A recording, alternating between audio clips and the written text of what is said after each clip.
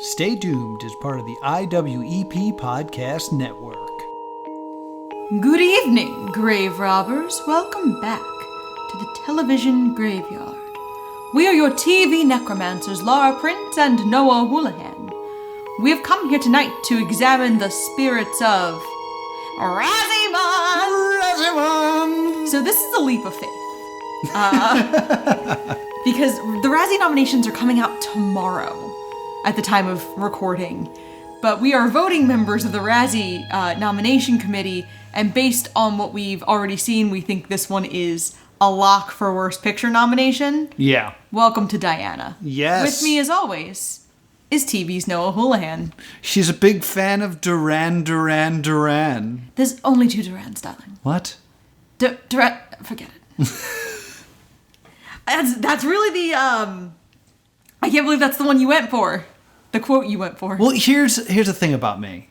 I have a lot of trouble hearing lyrics. Okay. So I have to listen to a song a lot of times to pick out a quote from a song, and that's not a thing I wanted to do. I've already listened to this a few times in order to prepare for this. I have the opposite where I can pick up lyrics really quickly. I cannot. So that was one of the few spoken lines of dialogue. It's true. So here we are in the movie Mausoleum for Razzie Month. So let's pour one out.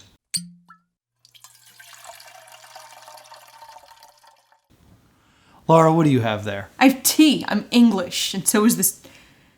But it's like American tea, so it's, you know, it's not really English. It's just it wants you to think it's English, like this musical.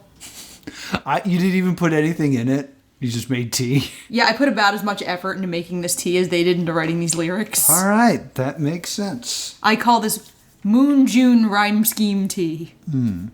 Lazy. What the hell is that? All right, so I started with orange juice just because I wanted orange juice, and then I didn't know what to do next, so I just put a little bit of everything we had in it, and this is my fuck this drink. That's a good one. So yeah, it's got orange juice. It's also got blue curacao in it. It's got some grenadine, which is why it's all red at the bottom. It's got a little bit of liquor 43. It's got a little bit of Malibu. It's got a little bit of tequila in it. Oh no. Some 99 bananas. Yeah. So it's like a Long Island iced tea from hell. Yes. It's incredible. It's everything I'd want in one drink, which makes sense because it's all the ingredients I always use on this show. So you reused a lot of ingredients. Yes. The way this musical reuses lyrics. Yes. So that's actually something I want to talk about real quick. Yes. I don't know how this episode's going to work out when it comes to clips. Because this is going to get copyright stricken. As soon as you include music, it's a problem. So the clips that we're going to use are going to be a lot of like really, really short clips when I include them. Yes. There's also a really good chance that a version of this episode will go up on YouTube with no clips. Yes. Because we get copyright strike. I will say that the full version with all the clips in it will go to our Patreon. So yes. If you're on the Patreon, you'll get this episode as intended. I don't know what other sources are going to do to this episode because we're going to include a lot of stuff because here's the truth of the matter. A lot of these songs sound similar. And if you flash... To each other or other songs? To other songs. And if you flash way back to our Cop Rock episode, there was a point I was trying to make that one of the songs in it sounded like When She Loved Me from, what is that, Toy Story 2? Yes. Yeah, Toy Story 2. Because they were written by the same man. Because, yeah, they were both Randy Newman songs. The tiniest clip of She Loved Me that I included made Disney, like, come after me. Yeah. So I just want to warn you. It wasn't Pull New Jersey after all. Yeah. That's not... That Disney's been waiting for you to mess up. Yeah, I'm on a list for Disney. I don't know what this episode will come out as when it is completed and up on all of our sources like YouTube and Podbean and iTunes and the IWEP Podcast Network. But I will say that I want it to have all these things. So if you want the best version, Patreon is our way to go. Let's talk about Diana. Diana. So we start with a rock overture, but rock, easy listening rock. Musical theater rock. Yeah. And then we see our set. Yes. The set, I think you said this when we were watching it, this is the perfect description of this set. If you took the set from Hamilton and made it British. Yes.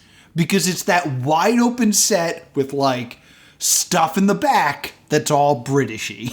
And then instead of a turntable, there's a lift. There's a trapdoor, yeah. Yeah. So... There's a lift, not an elevator. It's British. The first song we get is a paparazzi ballad called Underestimated. Yes. And the way it's styled, I sort of think that we are starting at the end. At this point. Yeah, I kind of get what you mean, where you think this is the last song and we're going to do a flashback. And then we're going to, this is going to be the sandwich of this musical. Yeah, and she sings, the trouble you can cause when you're underestimated. And it's this, bare stage, the set's obviously still there, but, it's just Diana. Yes. And singing a ballad. About how she's underestimated. As the scene elapses and we realize this is not starting at the end, this is 19-year-old Diana. By the way, she is 19, and the way she is styled, she looks like Emma Thompson in Love Actually. Yeah, that's actually a really good comparison. And she's at a party, and we establish also at this point Camilla Parker Bowles and Prince Charles being old friends. Now, anyone who knows anything about current British royalty knows that Camilla Parker Bowles and Charles are currently married. Now, it's very interesting what you said there in that established. Yes. I didn't get any of this. I kind of felt like this musical was treating me in a way that it was basically saying, you're at the musical called Diana. You know this story already. Yes. Because we're not doing anything to build these characters. Sidebar, Camilla is literally trending right now on Twitter, as we tweet this. Or as we record this. Okay. And I'm going to reveal why later in this podcast. Okay, let's build that. Build the reveal. Well, we'll build that up, so stay tuned, folks. It's weird that you say that it established these things, because to me, nothing was established. Fair. Because to me, the show was very much going you're at a show called Diana, you know what you're in for. So here it is. I don't know the story of Princess Diana other than that she died and that she wore a big dress at her wedding. Okay. So, I needed more than what this show was giving me because I didn't know who these people were. That makes sense. This was definitely marketed as you already know the story. Yes, and I hate that. Because if that's who you're marketing to, why make this? Why make something for people who already know what you're going to show them? Broadway, this is where I'm going to go musical theater nerd. Broadway has such a high entrance cost most of the time. Mm-hmm. This was on Netflix. That's unusual. But usually if you're ponying up 3 figures for a ticket, you're kind of familiar with what you're going into. Yeah, I So guess this is you're what right. you get what do I get my aunt who likes The Crown for Christmas? Okay. I think that's the core audience for this is your aunt who likes The Crown. Okay. That's actually, you also brought up a point that we really should have brought up earlier. This is not a movie. It's a musical! I mean, and don't get it mixed up. La La Land is a movie. Yeah, Tick Tick Boom is a movie. Dear Evan Hansen, also kind of a movie. Technically a film. This is a recording of the Broadway show. This is what is called a pro shot. Yes. It is a professionally shot staging of the musical. This was done during COVID. Yeah. So just like they did with Hamilton on Disney Plus, And Come From Away on Apple TV. they're doing with Diana on Netflix. I really hope this doesn't kill them doing those anymore. Because I really like that they do these, and I'm hoping that they continue to. So anyway, Camilla, Diana finds out that Prince Charles has taken a liking to her. So all we have seen so far is Diana saying about how she's underestimated, but a prince likes her. Yeah. How is that being underestimated? No, yeah, there's no lines about there being things she can't do. It's all the things that she has going for her. Exactly. We find out that the royalty is in crisis. The public doesn't trust them. The royal family is falling out of vogue. This is in the late 70s. And Prince Charles is 32 and unmarried. And he'd been a swinging bachelor, but that's getting old. Yeah. And he needs to settle down, marry, and produce an heir. Mm-hmm. He has also dated Diana's older sister, Sarah. Yes. That's another thing that's established during the worst job in England. Yes. So, a couple things I want to talk about here in the worst jobs of England. First off, I can't help but giggle anytime he says mummy. Mummy. Mummy. Because we established he is 32! Two, there's most of this is a song between, it's Charles, right? Charles and his mother? Yes. Charles and his mother. And then the chorus, interrupts with, For the worst job in England. I hope I can cut stuff out and you don't hear me singing right now. But any time during this song the chorus sings, when they're done singing, they make this face like they're apologizing for interrupting because they're very British. Did you catch that? That's pretty funny. Worst job in England. Sorry, continue. You're talking. I'm sorry. Also, I have to talk about how this song sounds like Rogers the Musical. Should be celebrated, our country's proud, and spent her life objectified. The rented garbage on both sky high, but I love New York is a battle cry. And the worst job in England. We're going to be doing this a lot during this. You're bringing up another song, it sounds like. I'm thinking of what song this thinks it would like to be. Yeah. These have got to be the worst pies in London. Yeah. That establishing. Yeah. Establishing. Yeah, exactly. Or more literally, this song wants to be opening for a princess from Once Upon a Mattress. Okay. Because it's a very similar story. And domineering mother, a weak-willed prince, and they need to get this guy married off. Yes. But the mom, in this it's opposite, where the mom wants him to, and Once Upon a Mattress, the mom doesn't want him to. Mm-hmm. But the same kind of thing of we need a lady to be queen. Mm-hmm. So the queen sings about how great the job would be for Lady Diana Spencer. By the way, this underestimated person is titled nobility. Is already entitled nobility, yeah. And meanwhile, the servants just kind of talk crap about the job. Mm-hmm. I'd also like to point out at this point that the backdrop that they have, their set, is like a fence. Yes. And you can see extras walking around backstage in some of the shots. Yes. Oh, it's terrible. Do we then get to the point where we see Princess Di, or soon-to-be Princess Di, talking to her sister? We are about to. Okay. So once they establish that Lady Di is a good candidate to be Charles's queen, we then go to a little scene in ostensibly the Spencer family home. Mm-hmm. And Charles has sent Diana a necklace. Yes. And Diana's sister talks shit. Yes. Which I like.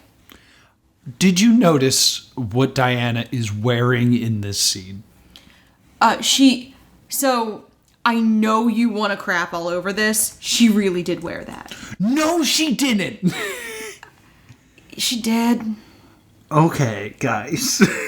She is wearing a red sweater with sheep all over it, with a black sheep in the center.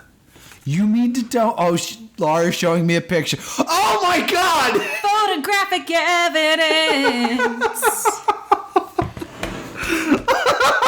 Oh, my God. Now, that being said, this sweater was worn on purpose at the time by Diana. This is out of sequence. She didn't wear it as a teenager.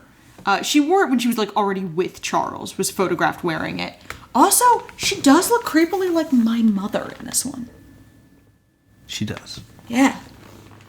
So, yeah, I knew you... When you said something about that sweater, I was like, oh, I gotta tell him that that's really her sweater. Oh, I can't believe that's really her sweater. She was known for those kinds of sweaters. The, like, campy, fun... Okay. Most of her costumes are directly based on Diana's clothing. Okay. So that's why I wanted to, like, cut you off on that one, because I was like, oh, this isn't really the costume designer's fault. This was the late 70s, early 80s. Okay, I guess... fine. So... We then get a scene with Charles in a dressing gown talking to Camilla, where they establish that Charles and Camilla are seeing each other. Yes. And that they are in a sexual and romantic relationship. Yes, Camilla is married. We will see her husband, I think, twice in this musical. He's not an important character. And Charles asks Camilla to guide Diana. Mm-hmm. Like, to help Diana be the royal to be. Mm-hmm. So then, when they meet for their date, Diana gives Charles cufflinks. Yes. And it's kind of the symbol of, like, no one had given Charles gifts before. Yeah.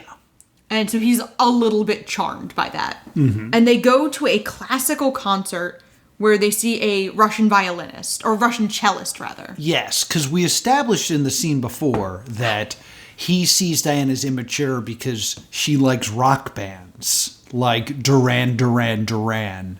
And, there's only 2 Durans, darling. And I think he says like a metal band. I think he says like Metallica or something. And they're going to go view this cellist. And during the cello playing, Diana starts singing about how she wants to turn him into a rocker.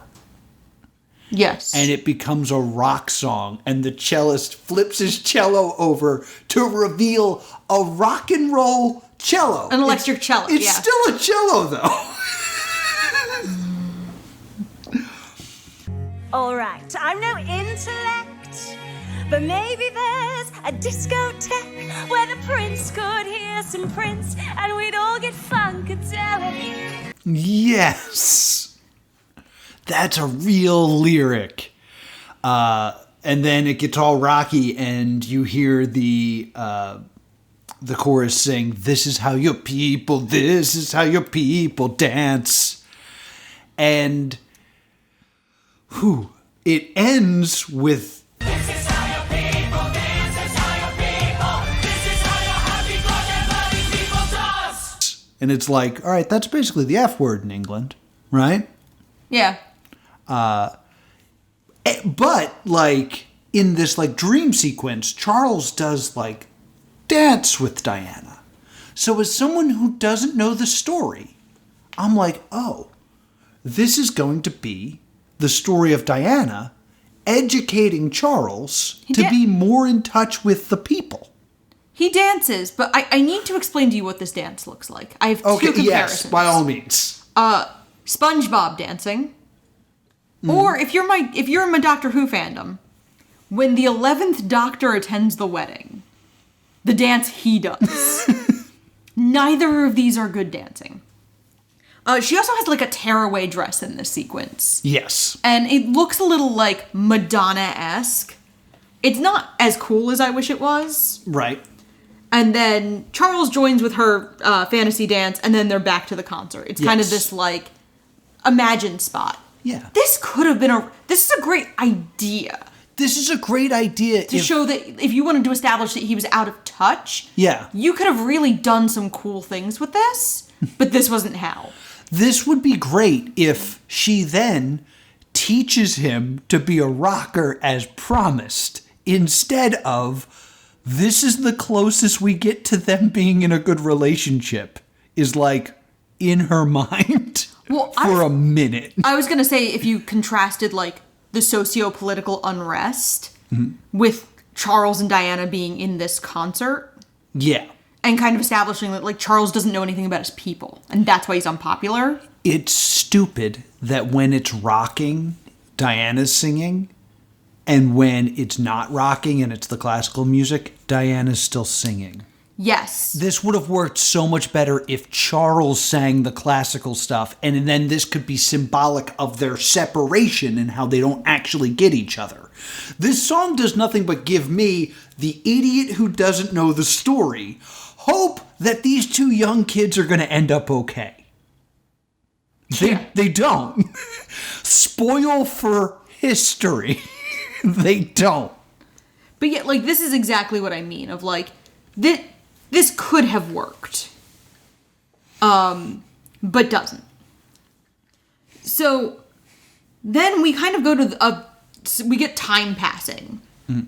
And Diana is walking to work. She's a kindergarten teacher. Yes. And a paparazzo starts to harass Diana. And then many more do. And this is when we get a song called Snap Click. Snap, click, snap, click. Oh my God. So, I have so many problems with this. One, you have a song called Snap Click and you didn't make it tap dancing. Or finger snaps. Or finger snaps, yeah. I think that was silly.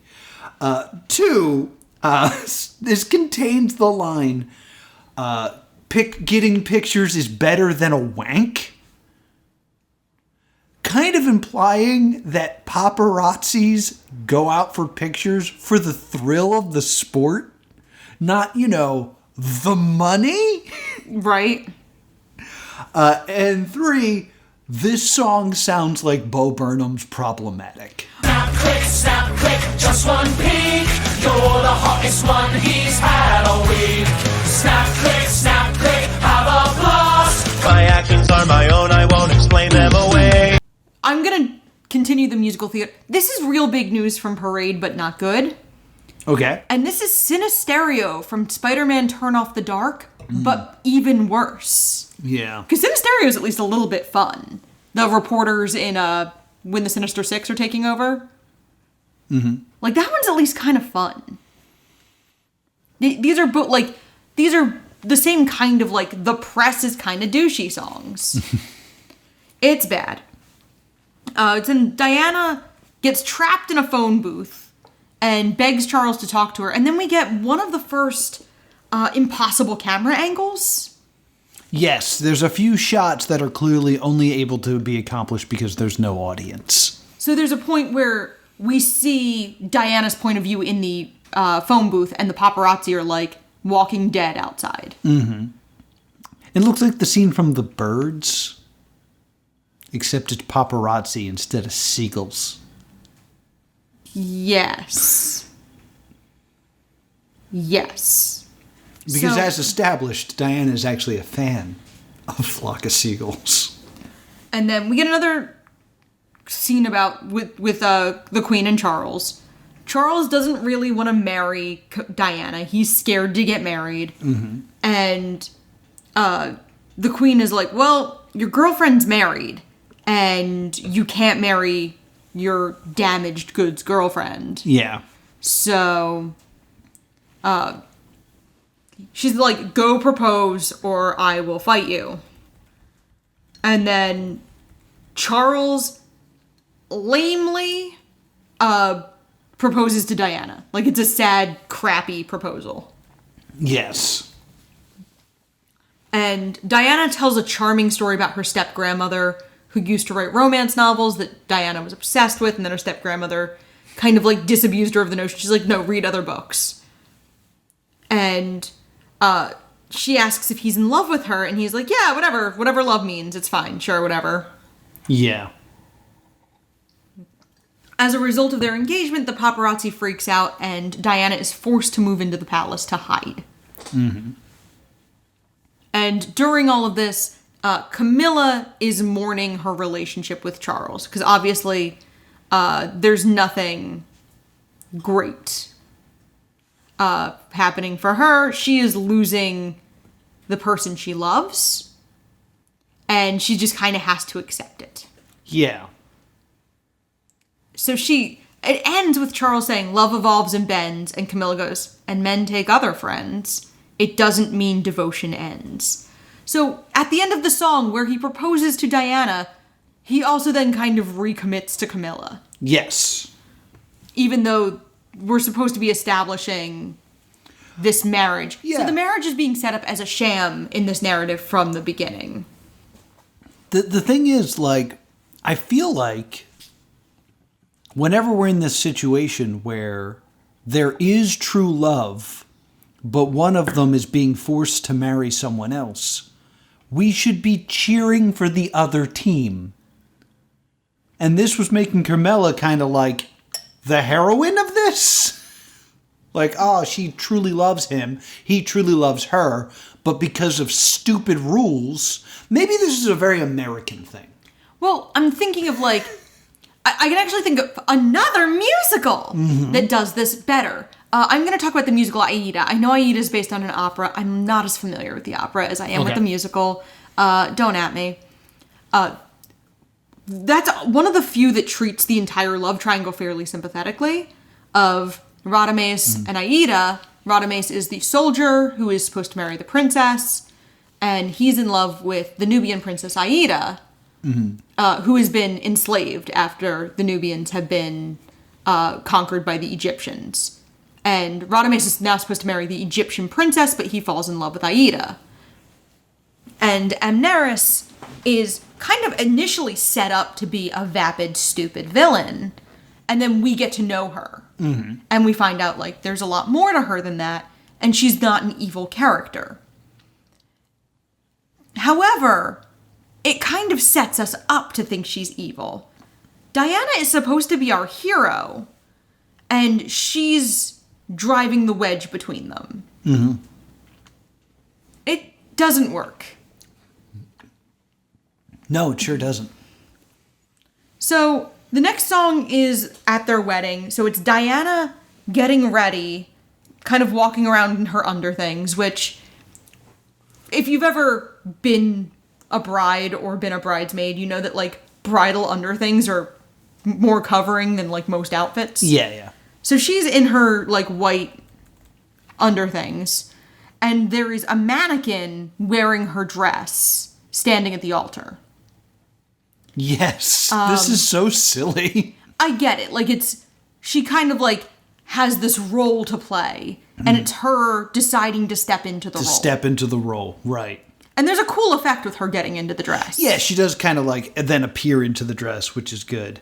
The issues I have with this, among all of these, is, one, and this is just kind of a question, do they say I will in England instead of I do? I've heard it. I don't think it's necessarily a England divide. Okay. But I have heard I will versus I do. Okay, I thought that was in vows of like, instead of do you vow to, it would be like, Noah, will you take this woman? Okay. So I've heard it both ways. And then just the way the song sounds. I will. Rise above the fears. She's love that deafening cheers. And in this world without lovers, we'll still have each other. Nothing's gonna stop us. Nothing's gonna stop us now. Yeah, and this is a not good version of Getting Married Today from Company. It's that, like, pre-wedding breakdown. Yeah. And Getting Married Today is one of my favorite Sondheim songs. I know you love that song, yeah. So to me, I'm like, okay, this is serving that same, like, it's another Cold Feet song. But Amy ultimately goes through with the wedding in Company as well. And it's just so much more fun. Right. This is not fun. Yeah, like, It's her vowing to make Charles and the English people love her. Yeah. It's always good on your wedding day to know that your husband doesn't love you. Like that's a project for you to work on. And at the end, we see Camilla's husband, Andrew, and admits that he is also having affairs. Mm-hmm. And they kind of like, our marriage is weird, but we're going to make it work, okay? Yeah. Like, and so our first impression of Camilla's husband is that he's pretty okay. Yeah. Like, he's cool with her sleeping with the prince. Yeah. He's kind of just slubbing around. Like, he's like, I got girlfriends too. You do you, Yeah. I do me. I'll do them, you do him. Yeah. We're all good. I'll do her, you do him, and I'll see you, Yeah. see you when you get home. Do you want me to tape EastEnders, or do you want to just watch it tomorrow? Okay, all right then. Yeah. All right, I'm off. So Pip, pip. we see, because Diana is now Princess of Wales, because that's how her title would work. Charles is the Prince of Wales. She becomes the Princess of Wales. So they have to make their first public appearance in Wales. Wales. And he tries to coach her with how to say, like, I'm really happy to be here in Welsh, and she just can't do it. So, Charles and Diana go to make their big debut in front of the Welsh people, who are really not that into the royal family. No. But they seem to love her. Yes. Because she's shaking their hands and stuff. And to me, this song sounded a lot like Jesus Christ Superstar. Take this rose, this bouquet, Diana, make my day. Won't you please take my hand? I am now your biggest fan. No mother and no stand. It's like she's one of us. See my eyes, I can hardly see me stand, I can hardly walk. I believe you can make me whole. See my tongue, I can hardly talk. Oh, see, I took this as, I'm truly no one special. In fact, I'm less than what I seem. We're in Evita. More Evita? Yeah, this is the first time I'm going to bring up Evita. This is not the last time I'm going to bring up Evita. This is like the... I was confusing Evita and Aida. Yes. Just now. I'm thinking of Evita, the Andrew Lloyd Webber musical. And this is her like, I'm truly no one special. In fact, I'm less than what I seem. It's this, the modesty that's also in Eva Perón addressing her subjects. With Eva, it's a lot faker. Mm-hmm. It's like when Evita says, don't cry for me, Argentina, for I am ordinary, unimportant, and undeserving of such attention. Unless we all are. I think we all are. Right. So it's this, like, this seduction of the public by this female royal figure. So, just like that, the world falls in love with Diana. Yes. Wales falls in love with her, and Camilla says, like, she hardly knows what she's doing, but she does it awfully well. And then Diana kind of goes like, I was wondering if some of you might say hello to my husband. He adores Wales, and tries to put Charles over. Yeah. And he's like, yeah, I'm Charles. I like Wales. And they're like, yeah, that's nice. Show her. Yeah. So he's getting jealous of his own wife because she's popular and he's the prince. I learned their language, served their country, loved my subjects, played my part. Then a preschool helper with no training steals away their heart. So Charles and Camilla also don't understand why people love Diana, but they love her immediately. We then get the other scene of Andrew and Camilla. The only other time we see them, or see Andrew. Yeah. And so she kind of has this moment of, Andrew comes to her and says, like, I'm not going to have affairs anymore. Maybe you should stop having affairs. Maybe we should try to, like, be married to each other. Yeah, what do you think about that? Because he points out fairly correctly, if Camilla carries on with Charles and Diana is beloved, it's really Camilla who's going to be dragged through the mud. Mm-hmm. Like, Charles has the insulation of being royalty, Camilla doesn't. Right. So Camilla says, like, I have to break this off because I will become the most hated woman in England if I am the other woman in your marriage. Yeah, because they really like Diana. It would really suck if they caught us. So Diana gets pregnant and has William. And then Diana walks in on Charles talking to Camilla on the phone. So Right. Go ahead. Yeah, and like He sings "I Will." He reprises "I Will," but it's to Camilla about how he will always love her instead of Diana. and there's like And Diana comes in like, "I can hear you, bitch." Diana, like before William's born, like they have a conversation. He's like, "I hope it's a boy," and he's like, "I love you," and Diana's like, "What?" Because apparently it's the first time he said it to her. Right. They've been married for at least like a year. And after William's born, Charles says, and I quote, Darling, I'm holding our son. So let me say, jolly well done. "Let me say, jolly well done." Jolly well done. I have that quote written down here too. Oh, It's my like, next- oh my God. My next note is Noah screams. Jolly well done. This wasn't written by people. This wasn't written by the British, was it? I don't think so. Because this sounds like it's written by people doing bad English accents. And she sings a song about like being happy. And it sounds a lot like Happiness from Your Good Man, Charlie Brown. Oh, yeah. Happiness, happiness.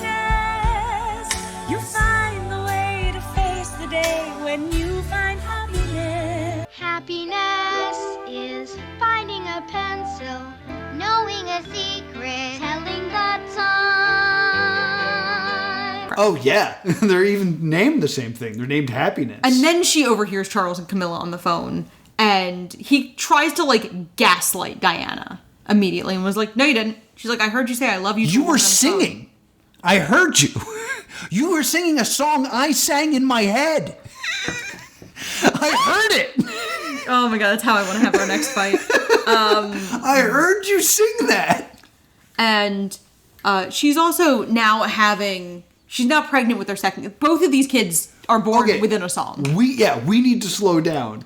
No, the show needs to slow down. This Yeah. all happened in a 2-minute sequence. Both children are born and she has a nervous breakdown in a 2-minute sequence. In a 2-minute song, she We're going to talk about it longer than it takes to happen. is pregnant, has a child. Charles comes in, says, "Jolly well done." As She you do. gets really sad, has another kid. He comes in, and this is very interesting. He says, I see you ignored my request for a girl. Because that's totally how it Yeah. works.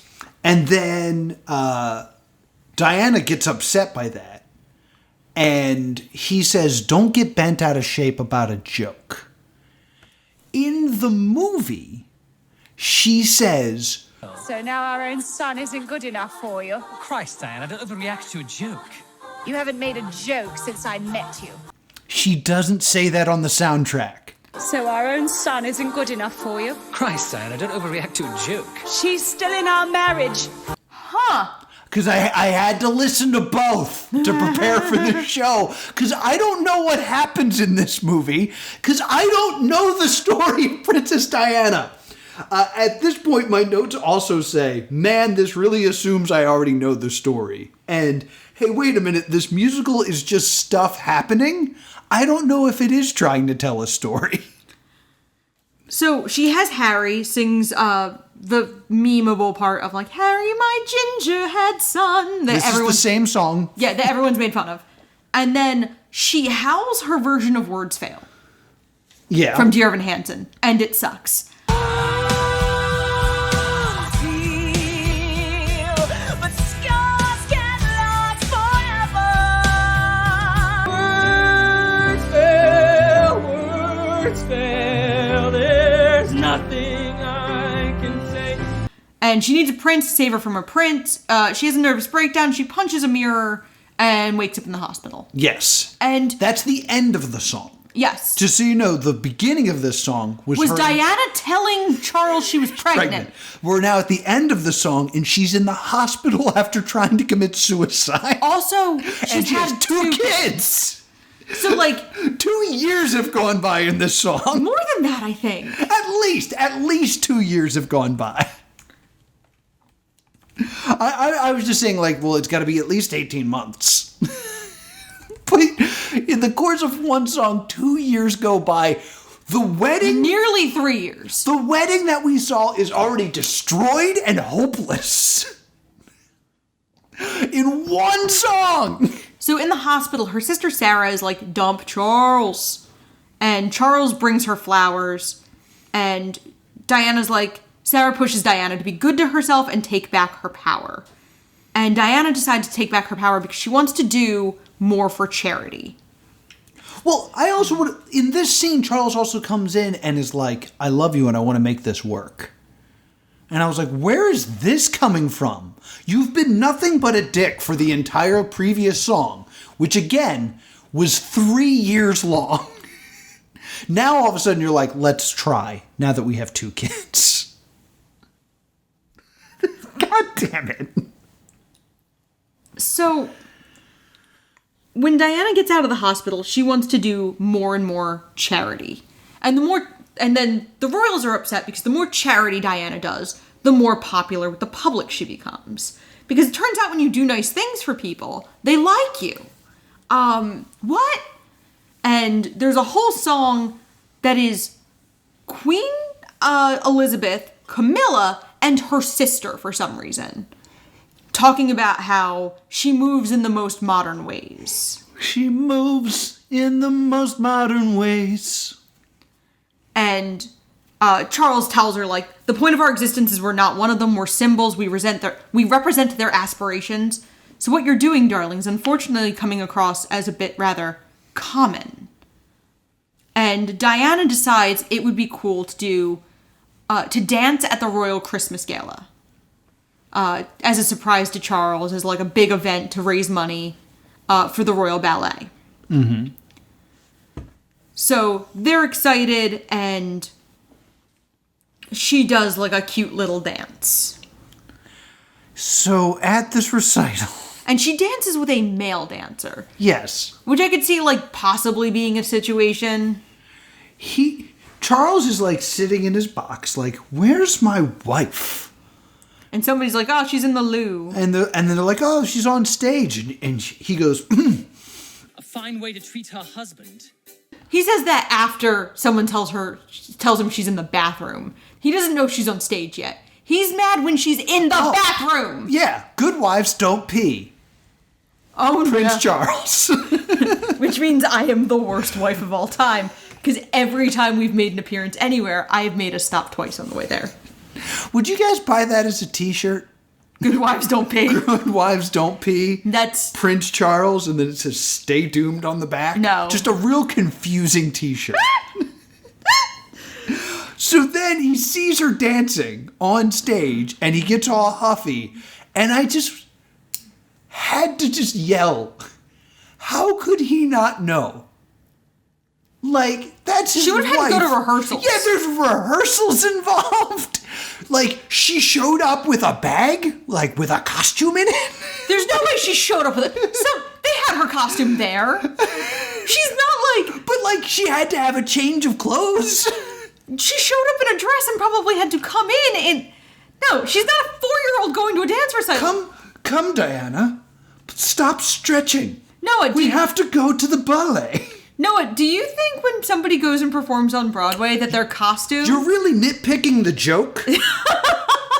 The joke is how stupid Charles is, and I'm trying to come up with examples of how it would be obvious she was in the ballet. I misspoke once, and now you've derailed the entire joke, which is about how stupid Charles is. I've derailed the joke. It's just...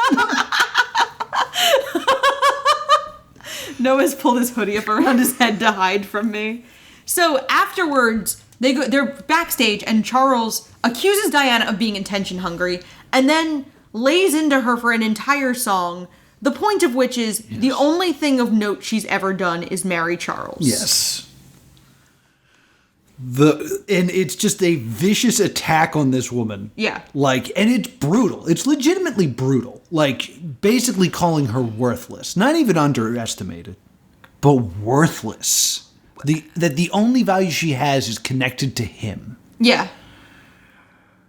They're going to try to get us to believe in this love story again after this song. Yeah. Here is an example here's an example of what he says. If my heart has strayed, if our marriage has come to a halt, you never once obeyed, Diana. God damn it, it's all your fault. Yeah. My next note, your life's greatest achievement. You married me. All you've ever done, you married me. And my next note is he can eat an entire satchel of Richards. And then after the song, he breathes really hard. Yeah, he's out of breath after this. So, That's the other note I have here is, it's all your fault. And I was like, what is? The marriage? Yeah, like... The fact that you did the dance? Well, yeah, that would be her fault. She planned it. But, like, the public is thrilled. Yeah, what are we blaming her for? Yeah, what are we mad about? And Diana then begs Charles to try again with her and to love her. Why? Because she doesn't want to be divorced because she was she was a child of divorce and does not want to put her sons through that. The most important line here is, serves me right for marrying a Scorpio. Yeah, that line really blew me away. I made you rewind. Like, there's no way they just said that. No, they 100% did. Yeah, I totally made you rewind it. Because I was... So then Charles goes to Camilla and they rekindle their romance as she sings I Miss You Most on Sundays, a store brand version of Tell Me on a Sunday from the self-titled Andrew Lloyd Webber musical Tell Me on a Sunday. My only note for this song is there's so much repetition in this song. It's a 2-minute song and she essentially just repeats it twice. Yeah. So did you have any notes on I Miss You Most on Sundays? I don't. I thought that song was pretty forgettable. So then the next song is Diana's big, this is the Act 1 finale. Yes. And she sings, she and her sister Sarah plot to take back her power by working with the press. While he advocates for old buildings, she steals the spotlight. And this song is called Pretty Pretty Girl. Yes. Who wrote these lyrics? I just want to talk is in my notes.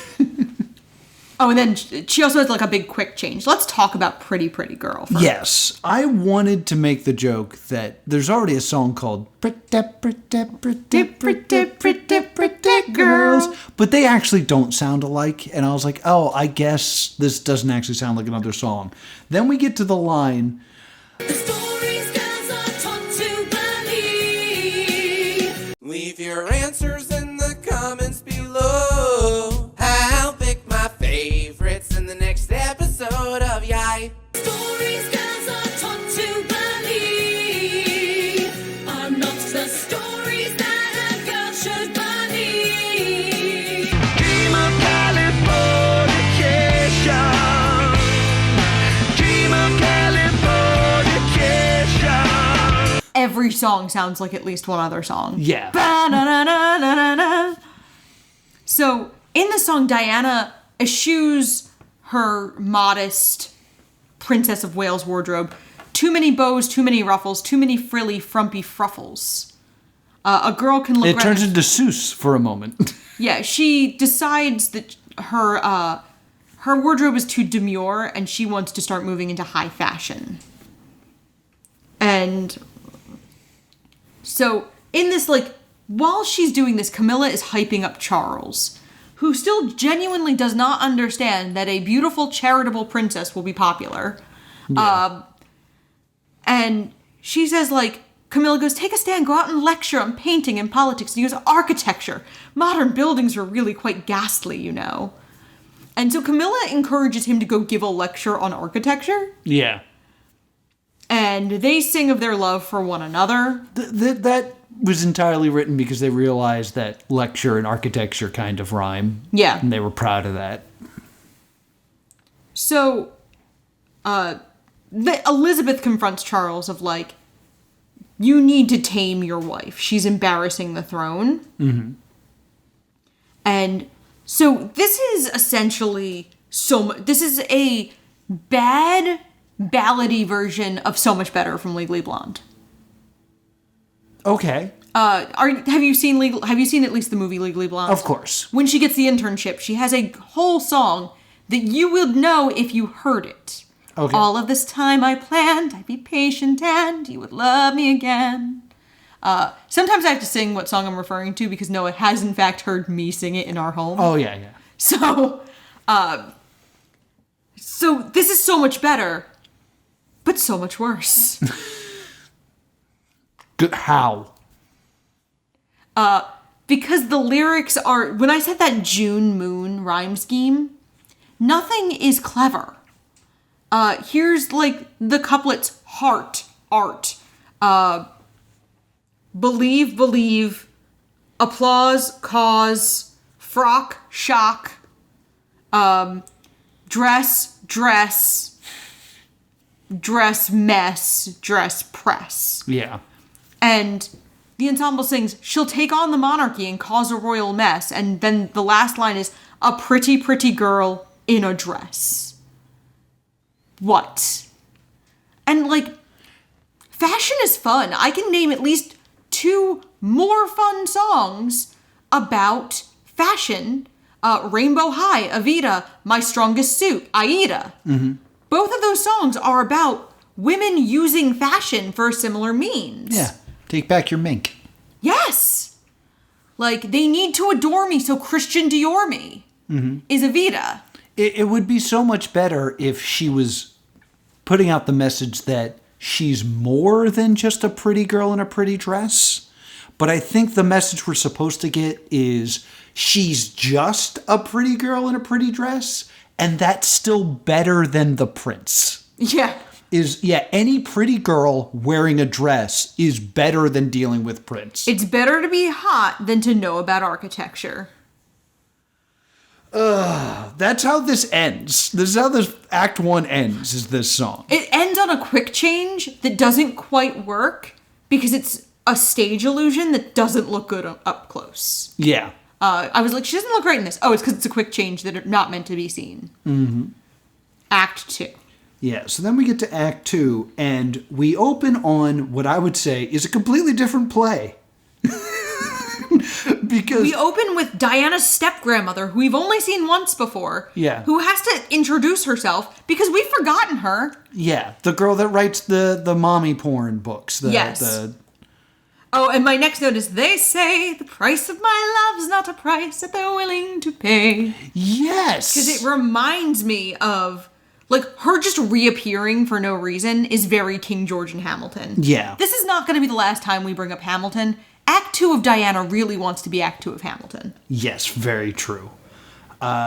So she introduces a riding instructor named James Hewitt. James Hewitt. How does James Hewitt answer? How does James Hewitt enter? James Hewitt enters on a saddle that rises up from the middle of the stage. He is in riding pants, shirtless, with one of those, like, crops. Those horse crops. And he's muscular. This will be the man who pleasures Diana throughout the rest of this. We get a whole scene of them just, like, saying double entendres with horses. Double entendres is really generous. Single An entendre and a half. Yeah. But perhaps he just doesn't have the proper horse. And do you have the proper horse? Your Royal Highness, I think you'd adore my horse. And then she sucks his horse. And then what actually happens is the step-grandmother admits that she wrote that dialogue. Yeah. This whole thing is building up to rhyming James Hewitt with Do It. Yeah. And it sounds like I'm joking. But that's literally the last line of the song. It builds and builds and builds until James Hewitt did do it. In our princess's bed. it is unbelievable. Like, It's What Did I Miss from Hamilton, but bad. this is legitimately best song of the show. so good that I actually was like, wait a minute. Do they know that this show is garbage? Like, were we supposed to be kind of looking at this like it was a parody the whole time? Yeah, I will admit, if the show had all been tonally like this song, like this song swings into Springtime for Hitler. Yes. Like, it's so ridiculous that you're like, I'm in. This is literally the moment in Producers where Hitler acts effeminate and the Yeah. audience goes, oh, it's a joke. Yeah, this is Heil Myself from the Yes. producers. Like, it is, and like at that moment, we both were like, oh, is this gonna be fun now? No, they dangle this in front of us and then they take it away from us. Oh, my line here is, these lyrics are astonishing. And then we have a song called Him and Her and Yes. Him and Her? Is that, I want to get this exactly right. Yes, Him and Her and Him and Her. Yes. And it's a quintet Yes. of James, Diana, Barbara, the step-grandmother, Charles, and Camilla. Yes. Basically, it's explaining how Charles and Diana are married, but Charles is with Camilla and Diana is with James Hewitt. This whole thing sounds like Skid Row from Little Shop. Who knew that a commissioned lad would give me more than I've ever had? Where depression's just status quo.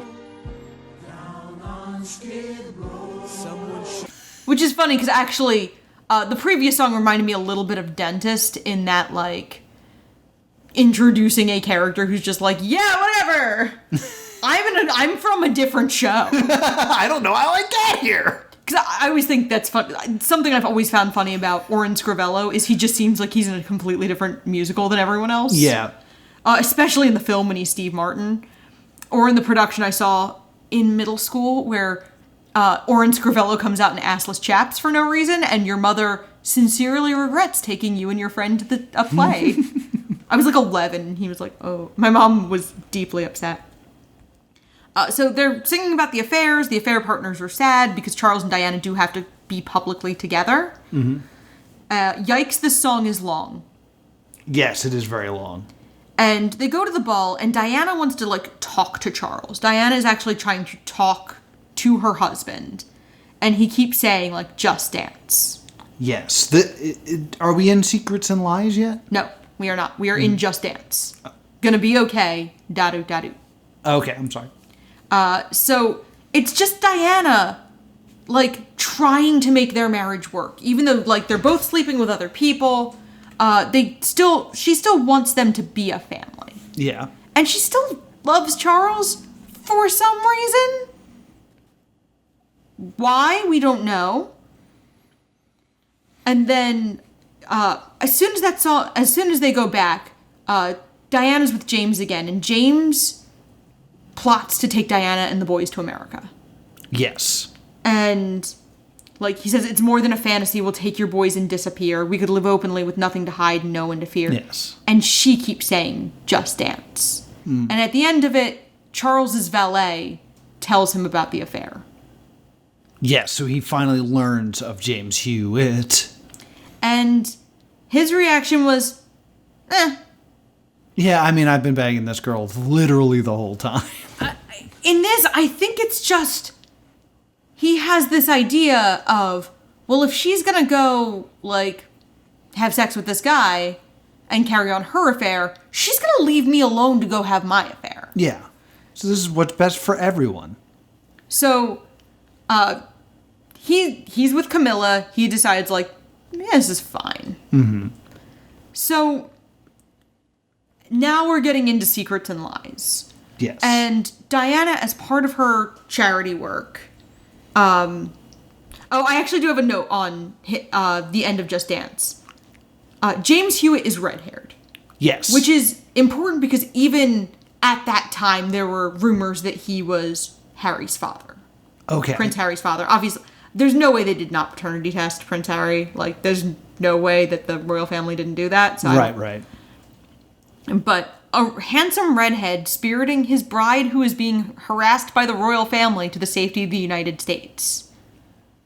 This is what will ultimately happen a generation later when Prince Harry takes Meghan Markle and they go and live in the United States to get away from the royal family. Yeah. So I found that, like, kind of interesting, but I think that the show is not smart enough to make this on the nose. Yeah. My next note is everyone is happy for a moment. Charles is gonna wreck it because it sucks. Because he sucks. There's then, like, a dance number from the ensemble, and I actually have a note of, the leads are backstage changing and they need a lot of time. If you've never watched The Song That No One Likes on YouTube by Sarah Smallwood Parsons, if you like musical theater, I'm gonna need you to go watch that. Yeah. Well, come back when you're done, but watch that. Yeah. It's 3 minutes. So, Diana wants to help AIDS patients, and a doctor's like, you need to wear gloves. She's like, I'll be fine. Mm-hmm. She greets the AIDS patients, offers her hand, and she's brought photographers, and they're like, we can't be photographed. Like, some of their parents don't know they have AIDS. Some of them don't know they're gay. They're worried about losing jobs and housing and family. So to slow down, this is like a very big moment in history. Yes. Is Princess Diana breaking the stigma around AIDS and, like, being seen touching AIDS patients against the ruling of the Queen, who demanded that she wear gloves. And this was, like, a really, really big moment for, like, AIDS research and understanding the virus of HIV and all that stuff. The song being sung is a straight-up ripoff of Bank Job by the Bare Naked Lady.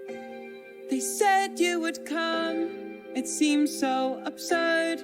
We all had our doubts. Well, I'm a girl of my word. We all had positions. We each had a role. We'd over-rehearsed it. We had full control. Diana and the AIDS patients connect. Yeah. And they shake hands, and the three of them ultimately decide to take a picture with Diana, despite the fact that it comes at great risk for them too. Mm-hmm. And so it ends with Diana standing defiant with the three men for the picture. We never see these men again. No. They are clearly there to further her storyline. Because she says, like, you're right. You're teaching me about all that's wrong with secrets and lies. And that's how the song ends. Yes. It's kind of a good part of this musical, because, like, we stopped talking about the love dodecahedron? Yeah, the love dodecahedron, and just started talking about Diana and the good she is doing, and we actually see her do good. Yes. They actually finally, we are in minute 30 of Act 2, and they finally established Diana as a person we should cheer for because she does good. Yes. And luckily, that they did that because we're heading to a fight. Yeah. Camilla's sister is having a party, and Charles has promised to attend. Yeah.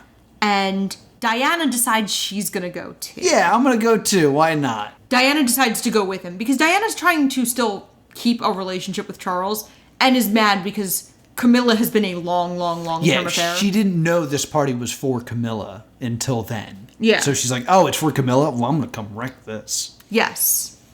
And once they get there, all the socialites are like, oh.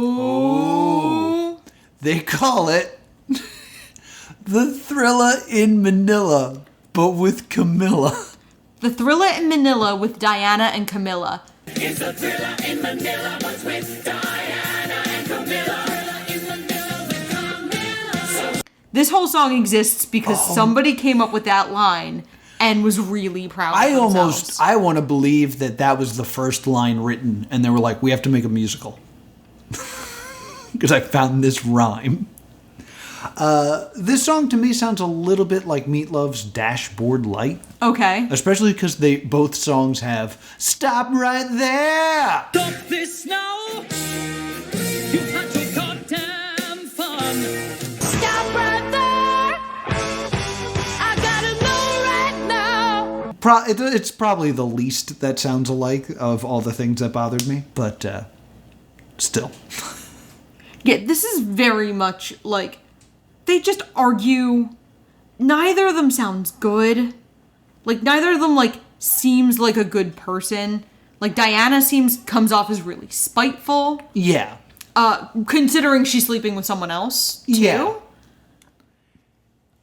So, if memory serves, after this stunt, she tells Charles she still wants to kind of make it work.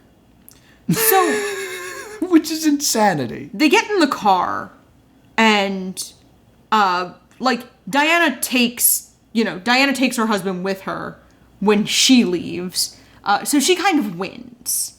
Because she ultimately does leave with Charles. Yes. And Charles goes like, I'll ring you. And Diana goes, no, he won't. Charles then tells Diana he knows about James in the car afterwards. And they kind of agree that, like, we're gonna have this crappy marriage. We'll stay together publicly and for the boys' sake. But I do whatever we gotta do privately. So at this point, they have an arrangement. It's not really said that way, but it comes off as, like, we have an arrangement. Yeah. And, like, they agree they both love their sons, and that's it. The next thing we see is that after Diana's stunt at the party, Charles has gotten James reassigned to Germany. Mm-hmm. And Diana offers to pull strings to get him not reassigned. And he's like, no, don't ruin my career. And she's like, if you leave, we're over. And she begs him to stay. And she sings a reprise of Pretty, Pretty Girl. Yes, except now it's Clever, Clever Girl. Yeah. Which, one, Jurassic Park. Two, made me think that, were we supposed to think that now that Diana is kind of smart and, like, cunning and crafting, that she's actually more like a girl that Charles would like? Because we set up all this stuff in Act 1 about how Charles likes clever girls. Yeah. And now she's not some pretty girl in a pretty dress. She's a clever, clever girl. But in this, she says, a clever, clever girl with so little left to lose can rewrite her own story, for her story's hers to choose. Right. So in this song, she's ultimately... This is the, fifth song where she decides she's going to take agency? It's just we've done this before. She keeps being like... Well, this is when I'm going to start taking agency. Yeah, I'm just asking, like, this is the reuse of the motif of a clever girl. What are we supposed to understand that as? Is it a clever girl is the thing that Charles wants? Or is it, oh, she's clever now and it's the opposite of what Charles wants? Are we saying that she's now acting more like Camilla? Because Carmilla's someone that Charles likes. Is she clever? Like... You have all these motifs and callbacks that have no function. Well, it's also like, in the previous song, she sings to Camilla, you thought I was a ninny, you could mold me as you like. Well, the skinny on the ninny is she's really rather bright. So her idea is that she's always been smart. Like, oh, because that's her first song is I've been underestimated. Right, I get all of that. I'm just saying, like she could have called herself a smart girl or a responsible girl. The fact that they're reusing clever, and clever is the word that they use to describe women that Charles likes, could be meaningful. But it's just not. It's kind of like, imagine a movie where there's just a big red bloody crucifix in the center stage. And then someone asked the director, hey, what's that crucifix? And he just said, it's symbolic. And they'd be like, of what? It's like, oh, it's symbolism. It's like, but you're not doing anything. Like, this show is such a mess in a pretty, pretty dress. So, there's also a reprise of Snap Click. Because the press is increasingly, like, aware of the cracks in the royal marriage, and they are kind of swarming, like sharks. And Diana finds out an author called Andrew Morton is writing a book about her. And she reaches out to him surreptitiously and offers him an interview. And here's the song then the words came pouring out. Then the words came pouring out. Yes, the words came pouring out. Big Mallow, open the door. Big Mallow, open the door. This wants to be the Reynolds pamphlet, real bad. Yeah. Yeah, this wants to be... Because we also then see people reading the resulting book, the resulting tell-all book. Mm-hmm. And so, so now the truth about Charles, and yes, his mistress, Camilla, he's a third-rate Henry VIII, and she's Godzilla. What a rhyme. What a rhyme. Diana. A marriage built on lies, the depression, the bulimia. Each day I'm brutalized, assaulted by the media. My suicide attempts, a Kensington estrangement, we're leading separate lives in this royal rearrangement. This is the first time her eating disorder has been addressed in the entire show. I didn't even know she had an eating disorder. I watched the show. I listened to the soundtrack a few times. Yeah, the entirety of it is that one word. Cool. My suicide attempts. Implying that there were multiple, but even the one that we do see depicted is so oblique. Yeah, she punches a mirror. Yeah. And then is hospitalized. And it's like, that would just be something that you were... Yeah. That would be an outpatient procedure if you just, had some cuts. Mm-hmm. So, the idea that, it's clearly much worse than that, but it's handled very obliquely, it's assuming you know that already about Yeah. her.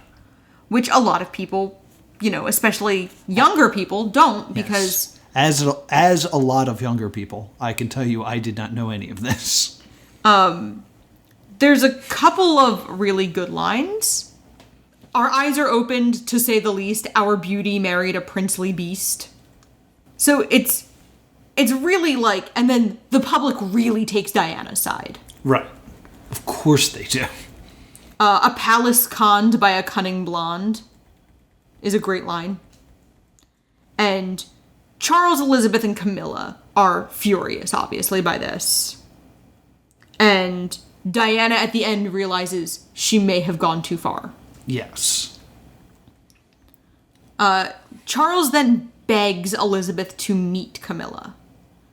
And they're considering Charles is considering going public himself. Well, we did establish that she basically tells the whole story to this book. Yes. And now it's in the papers. Yes. So, they're kind of well, how do we get rid of this scandal? And the Queen's you own it.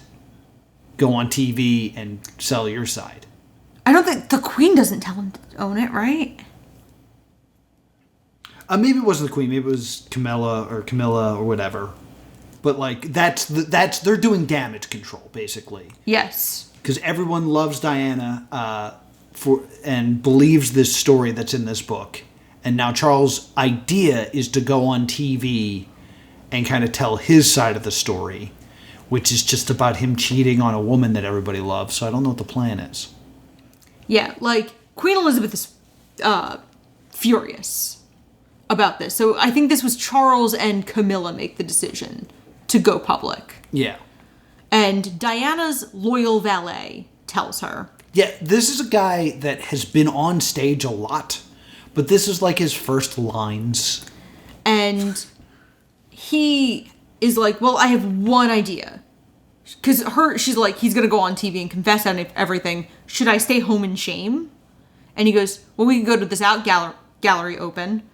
And then they needed to make a PG-13 version of a song about what is popularly and colloquially known as the revenge dress or the fuck you dress. Yes, the feckety F you dress.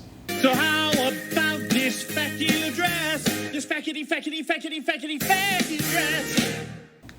And it's this very famous black off-the-shoulder dress that is short, and it's essentially this very iconic piece. Yeah.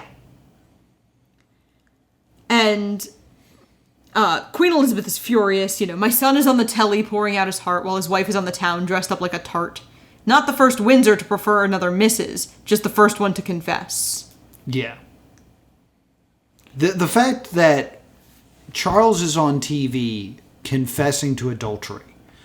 Diana is at a gala strutting around, basically being like, could you believe he cheated on this? To have those events then told through the point of view of the queen is such a weird choice. Yeah, and like the black off-the-shoulder short chiffon dress is 100% real. Yeah. Like, it's very funny because I told you Camilla was trending. That picture is also in one of the trending tweets. Camilla couldn't marry Charles originally because she'd been married before. Right. She and Charles are now married and have been for some time, and the Queen has now publicly supported Camilla being called Queen Consort. Oh, okay. When she passes the throne to Charles. Oh, interesting. So, like how Kate Middleton would be Queen Consort, she's allowing. Good for her.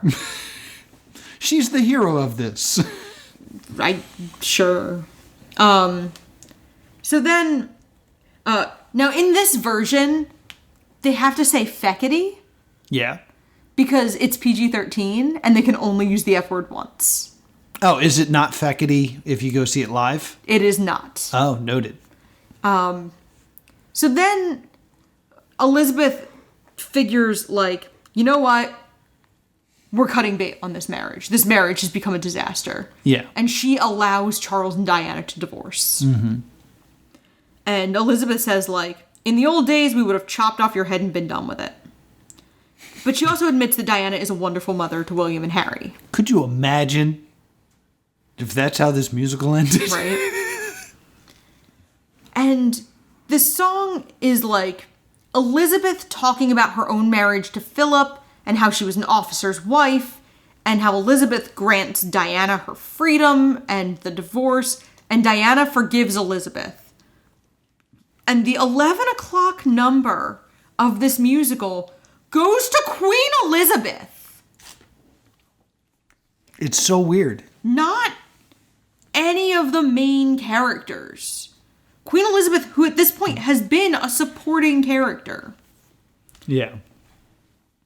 And then Camilla meets Elizabeth, and Elizabeth admires her patience.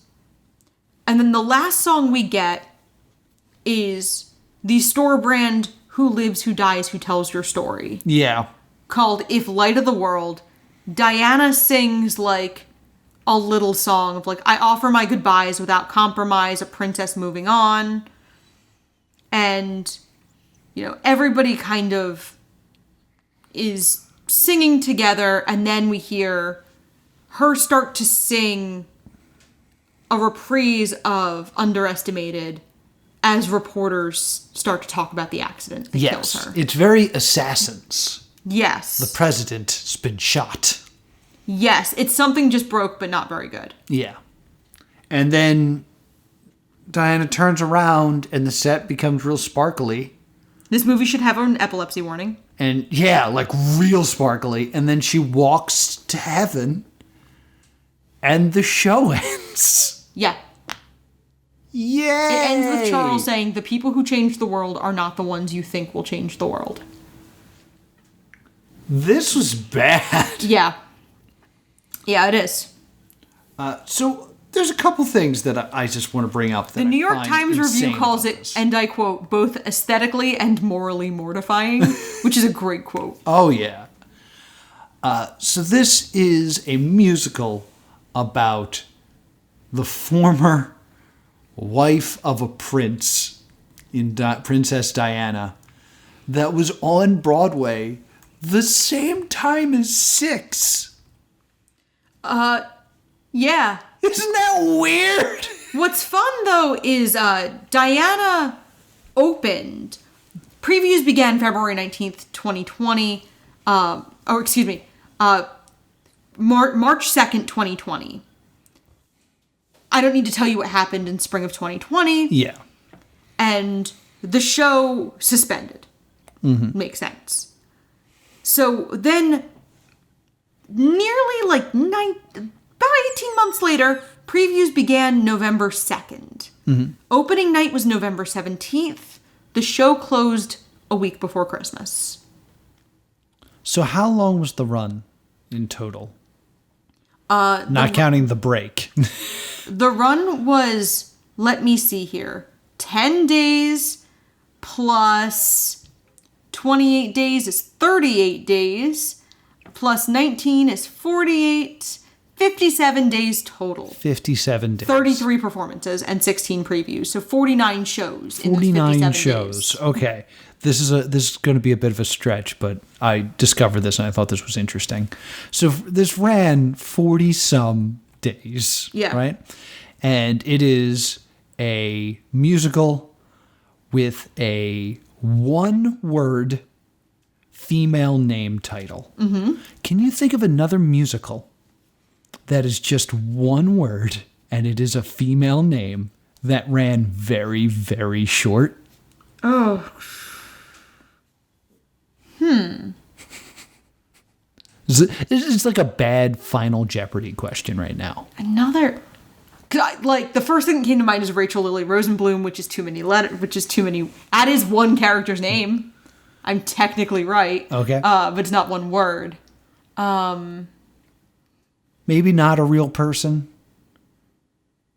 Maybe more of a horror genre. Carrie. Not since Carrie. Right? What is the name of the song where Prince Charles yells at Diana? The Rage, the same as the sequel to Carrie. Because I was like, it's weird that they named this song The Rage because it makes me think of Carrie. Oh my God, this is really similar to what happened to Carrie. Yeah, and Carrie closed after 16 previews and 5 performances. All right, so it did better than Carrie. It was really hard to do worse than Carrie. So Laura's here to give you like research and facts. I'm here to give you the Charlie Day conspiracy board version of facts. Yeah, so Six, the musical, by the way, has already had more performances than Diana. Oh, of course. And has done better. I think what bothers me, there's not a lot of musicals that get those pro shots. Yeah. We can think of 3. There's probably been more than 3. There's been way more than 3. Those are 3 that have been released since COVID began. Yeah, that's what I mean. The fact that this is one of them, that they had enough faith in this show to be like, this is going to be a hit. This is going to be listen to how many hit songs it sounds like. Is so crazy to me because I spent a lot of time watching this, looking at these actors and going, how did you not realize this was garbage? Right? Really? How did you not? There's a moment where Diana says something like, I'm sick and tired of being in this marriage of 3. 3, 3, 3. I was like, ooh, that was filler. That was supposed to get rewritten. You weren't supposed to just keep saying the word 3. Very rent. Yeah. I pulled up the Guardian's review because I wanted to see what the British thought of it. What do the Brits think about this? Here's the first line of the review. Springtime for glamour and victimhood. Winter for Windsors and Charles. Not since Cats have I literally shouted from my seat, what? Yeah, it's just, nobody liked this. It's got a 12 on Rotten Tomatoes. It got 1 star in The Guardian. I mean, overall, just the structure of a story. They start by getting us to try to cheer for this couple. Yeah. It's kind of an odd couple. They're in different worlds, but maybe it'll work out. That gets immediately destroyed because he's a cheater. And then she starts cheating. So they're never going to get back together. But she kind of wants to, which makes her good. Sure. I think that's the trick that they're trying to pull on us. They're both selfish adulterers in this. Yeah. But we side with Diana because Diana kind of also wants to get back together with Charles. Yeah. It's you could easily tell this type of story and make Charles the hero because he's truly in love with this other woman but can't marry her. And I will say, they do not explain what happens to Camilla's husband. No, they do divorce. Do they explain it, though? No, I was telling you. Because I know you didn't know. Because it was like he poof bamfs away and is just no longer in the story, and now they can get married. Oh God, this was a slog. I had a lot of fun. I will say, I have one of my first notes is this might be a masterpiece. This is like the Room levels of terrible, like inept storytelling. Yes. I think the fact that it's a musical makes it harder to enjoy the way you enjoy The Room. Because The Room has like pauses to breathe where you can make a joke. Yeah. It's hard to make fun of Diana in real time. It's hard to heckle a song. I mean, sure, I can. We've done it multiple times. We've watched a lot of musicals we've made fun of. But like what I'm saying is when we get together to watch something, like, I don't know, Dear Evan Hansen, to make fun of it, you need to have those bits where you can throw out a line from the audience, make everybody laugh, and then we can jump back into the movie and not really have missed anything. Yeah, we do miss stuff when we make fun of In this, if you make a joke, there is a chance that 3 years have gone by in the film. Yes, that's true. Like, it's unbelievable how just poorly constructed all of this is. The idea that multiple suicide attempts is a thing to gloss over so you can get back to your terrible not love story is so weird. Yeah. Woof. So that's all that I have. Do you have any more bits of research for us, Laura? No. All right, so let's go ahead and give this a verdict. This is a hard stay doomed. It is a hard stay doomed. When I watched this, I did kind of think maybe the music will stand up on its own. It doesn't. It doesn't, because I've had to listen to the music a lot to like prepare for this episode. And I know I'm going to have to listen to it again to edit this. And man, am I not excited for that. Yay. What are we watching next week, Laura? Editor Noah here. We didn't actually know what we were going to be watching next when we recorded this because the nominations had not been out yet, so I get to edit this in. Next week here on Stay Doomed, we will be watching Space Jam: A New Legacy as we continue RAZZIE Month. So if you want to watch Space Jam: A New Legacy, it is available right now on HBO Max, and join us next week here for more Stay Doomed. Also, if you enjoyed this episode, I highly recommend you join our Patreon.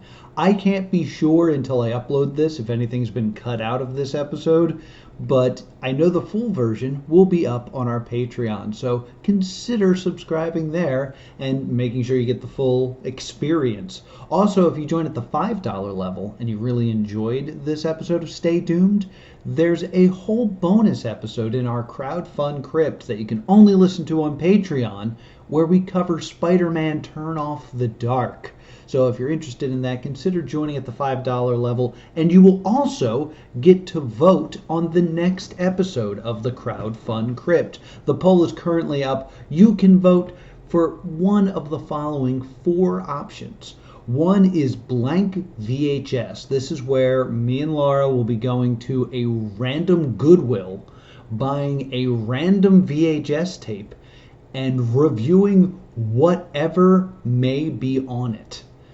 And maybe we get cursed. Maybe it's The Ring. Or maybe it's just a bunch of Tex Avery reruns. We won't know until we put it in our VCR. 2 is The Plot Game.